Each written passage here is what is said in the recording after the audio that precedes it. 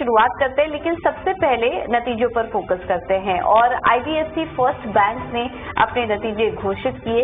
दूसरे छमाही में शानदार नतीजे कंपनी की तरफ से देखने को मिले हैं। नतीजों पर बैंक के एमडी और सीईओ वी वैद्यनाथन से हमारे सहयोगी अजय शर्मा ने खास बातचीत की। आइए आपको सुनवा देते हैं।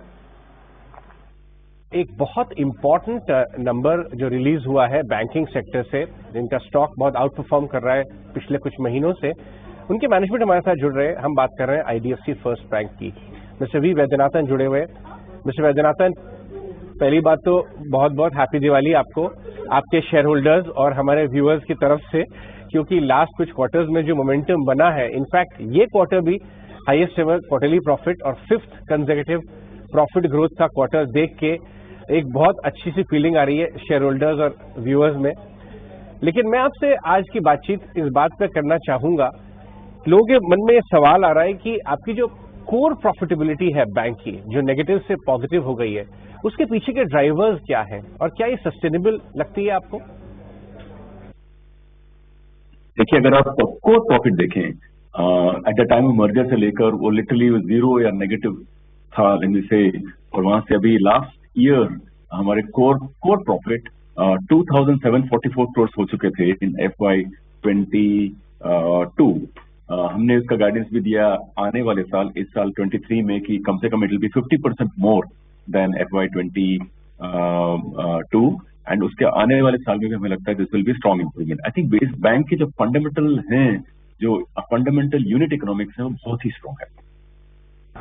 राइट।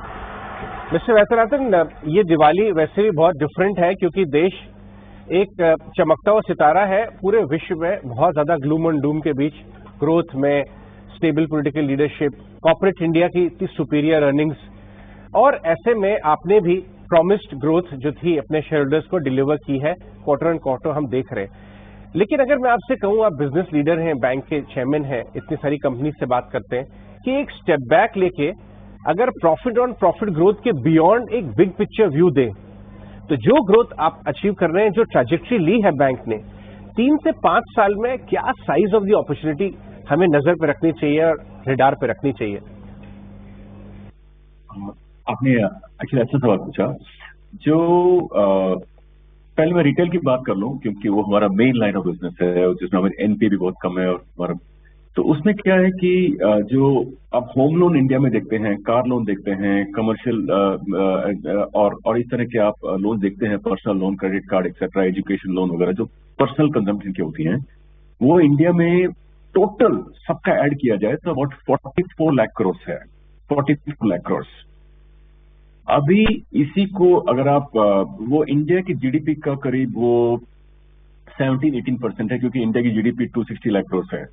इसको अगर आप 2030 में प्रोजेक्ट करके देखें, तो ये 44 लाख करोड़ करीब 1.5 करीब 3 टाइम्स बढ़ जाएगा। तो इट इज अबाउट $600 बिलियन आज, वो बढ़ के करीब $1.5 ट्रिलियन हो जाएगा। तो मेरे कहने का मतलब है कि कम से कम 3 गुना देश का ही कंज्यूमर क्रेडिट बढ़ जाएगा। इतनी बड़ी अपॉर्चुनिटी है, और हमारा लगता है कि हमारा बैंक इस पोजीशन में बहुत स्ट्रांग है, क्योंकि हमने इसको 10 साल मैं कहूंगा रिसर्च एंड डेवलपमेंट किया है। इसमें हमारी ग्रोथ ट्रेजेक्टरी भी अच्छी है, 25% ईयर ऑन ईयर आ रहा है। तो this is our big opportunity. Right. Growth की बात करें, एक और बात मन में आ रही, क्योंकि काफी दिनों की पेशेंस टेस्ट करने के बाद आपका बैंक जबरदस्त तरीके से टर्न अराउंड हो गया, वो रिफ्लेक्टेड हो रहा है स्टॉक प्राइस से भी, बट काफी पेशेंस टेस्ट की। लास्ट क्वार्टर मुझे याद है, जब मैं आपसे बात कर रहा था, तो आपने ये बात कही थी कि पिक्चर नहीं है, पिक्चर अभी शुरू हुई है, और 2 हमने धमाकेदार कुछ क्वार्टर्स देखे। यहां से ग्रोथ सस्टेन कौन से पिलर्स पे करेगी, अगर ये हमारे व्यूअर्स से और अपने शेयर होल्डर्स के साथ शेयर करें? मुझे वो कमेंट याद है जब कहा था कि पिक्चर अभी शुरू हुई है। अगर आप देखें इंडिया का ग्रोथ, मैंने आपको 7-8 ईयर्स का पिक्चर आपको बता दिया कि इंडिया का क्रेडिट मार्केट ही खुद ट्रिपल हो जाएगा रिटेल क्रेडिट का, तो मैंने आपको बताया। दूसरा ये है कि जो हम अपॉर्चुनिटी देखते हैं, वो डिपॉजिट साइड में भी बहुत स्ट्रांग देखते हैं। हमने क्रेडिट की बात कर ली, मैं आपको डिपॉजिट का बता दूं, इंडिया का अगर आप 2010 से लेकर 2022 तक 12 साल का ट्रैक करें, तो डिपॉजिट मार्केट भी 10% कंपाउंड होता ही जा रहा है। तो अभी का जो डिपॉजिट मार्केट है करीब 170 लाख करोड़ का मार्केट है, वो भी बढ़कर काफी बड़ा हो जाएगा अगले 10 साल में। तो मुझे लगता है कि हमारी बैंक में कुछ फंडामेंटल स्ट्रेंथ्स हैं। हमारे बैंक के फंडामेंटल स्ट्रेंथ ये है कि हमने फाउंडेशन बहुत अच्छी बनाई है। हमारे बैंक का फंडामेंटल स्ट्रेंथ ये है कि हमारे बैंकिंग प्रोडक्ट्स बहुत एथिकल हैं, बहुत कस्टमर फ्रेंडली हैं, कल्चर लोगों का बहुत अच्छा है। तो इस तरह के कॉर्पोरेट गवर्नेंस हमारे बैंक की बहुत अच्छी है। तो ये सब जो बेसिक फंडामेंटल बिल्डिंग ब्लॉक्स जो हैं, इन बिल्डिंग ब्लॉक्स पे आप अपॉर्चुनिटी को कंबाइन करें तो मुझे लगता है कि ये बहुत बड़ा गेम होने वाला है। राइट मिस्टर वैद्यनाथन, एक आखिरी सवाल, आपके जो इस समय कॉम्पोजिशन है, आपकी प्रॉफिट ग्रोथ सॉलिड चल रही है, कोर प्रॉफिटेबिलिटी आ गई है, उसका जो कॉम्पोजिशन है अगर आप वो शेयर करें कि लेंडिंग बिजनेस से और लेंडिंग में विद इन रिटेल में भी एमएसएमई में कैसी आ रही है, फी बेस्ड इनकम कैसी आ रही है, और ये कॉम्पोजिशन, ये पाए कैसे आपको नजर आता है नेक्स्ट 3 to 5 ईयर्स में पाए कैसा बनेगा? देखिए, हमारे बैंक में जो कोर प्रॉफिट हमने जो पिछले साल का बताया 2744, जो मैं कह रहा हूँ इस साल 50% बढ़ेगा। इसमें डिस्पाइट जो प्रॉफिट आप देख रहे हैं, इसमें 2-3 कंपोनेंट हैं जो इसको मैं कह रहा हूँ कम कर रही हैं। एक तो हमने क्रेडिट कार्ड का बिजनेस लॉन्च किया, उसमें हमारा अभी नेगेटिव चल रहा है, प्रॉफिट हो जाएगा। दूसरा हमारे पास करीब 22-23,000 करोड़ का जो प्री मर्जर जो बोरिंग है वो चल रहा है, जिसमें हम 8.8% दे रहे हैं, उसको हम रिप्लेस कर देंगे आजकल के कासा डिपॉजिट से। तो उसमें करीब 3% और 23,000 करोड़ अपने बैंक को फायदा होगा। फिर तीसरा एक बहुत बड़ा फायदा है कि जो हम ब्रांचेस में एटीएम से इन्वेस्टमेंट कर रहे हैं, उसकी प्रॉफिटेबिलिटी आ जाएगी, अभी वो नेगेटिव में है। तो ये जो मैं आपको बता रहा हूँ, जो प्रॉफिट अभी आप देख रहे हैं, इसमें 3 ये स्पेसिफिक आइटम जैसे पुल बैक कर रही हैं। तो आपने कंपोजिशन मांगा, तो मैं ये कहूँ कि जब ये तीनों आइटम जब पॉजिटिव हो जाएंगे तो बैंक का, मुझे तो लगता है कि बैंक का प्रॉफिट बहुत अच्छा होगा। आपने पिछले 3 साल का ट्रेंड देखा है।